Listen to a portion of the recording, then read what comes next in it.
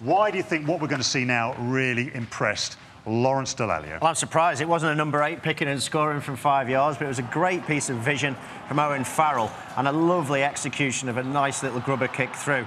It looks quite simple, like he's just run from one side to the other, but if we take a high look, here he is. As we come in now, he's circled here. He's on the far side. Now, he sees in front of him, you'd think there's a good area to attack, but they're all fast defenders. So what he does is he spots the blind side, and there's 3 fat guys, the 3 front row, all defending in unison. He sees those guys. He knows that they have to defend as a unit and can't come forward, and that is definitely a pre-called play. Something that you would love to have happen to you back on the field, isn't it, Christian? Yeah, love moments like that where you can kind of pick on defenders and your pre-call play has gone to plan, where those players are in the position and you can exploit them and find space like he did. And when you're playing for Wasps and you're on the field, do they shout match-ups? Do you stand behind and say, look, I've got a couple of big guys who eat too much in front of me? Yeah, it's all about communication, really. So, obviously, the wingmen obviously going to have the best eyes on the pitch because they're obviously furthest away from the ball. Just feeding information to the 10s and the 9s. So just saying there's space out wide, there's space in behind.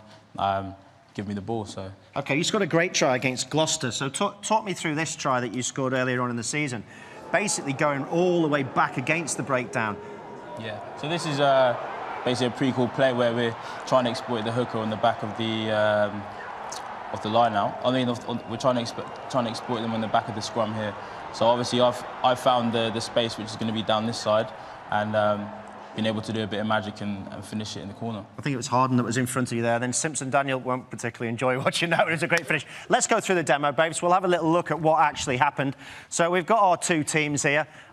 We obviously can't use the full size of the field. Christian, you can't run because those shoes are a bit slippy. And but we'll look at what Owen Farrell does. First of all, let's walk through what's going through his mind. As I said, he's on this side of the breakdown. In front of him, he sees the PC brothers out there defending, great defenders. He hasn't got that many numbers. It's pre-called. He knows that Strettle's right on the touchline, and he sees these 3 guys. He comes across, he doesn't get the ball. He gets the ball when he's nice and flat. We haven't got a ball, have we? It's behind you. It's not Panto. Here we go. There's a ball.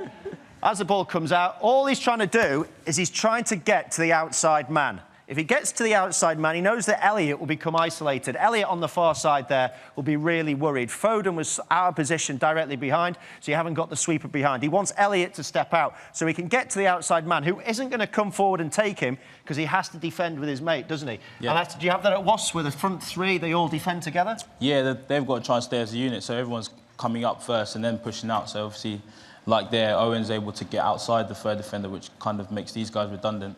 And then the space is going to be on the outside. That's the thing, isn't it? Front row is redundant. So let's take a look at it at pace. If you guys on the try line there can move back, because my winger is exceptionally fast. And in rehearsals, she ran into the wall 3 times. So you might want to move out of there just slightly.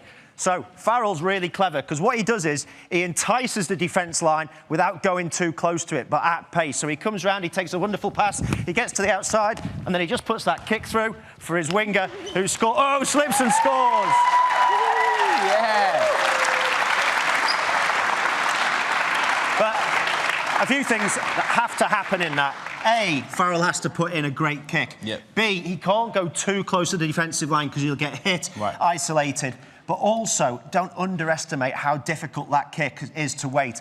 Strettle as well. He's had 2 finishes like that this season. World-class finisher. Yeah, world-class.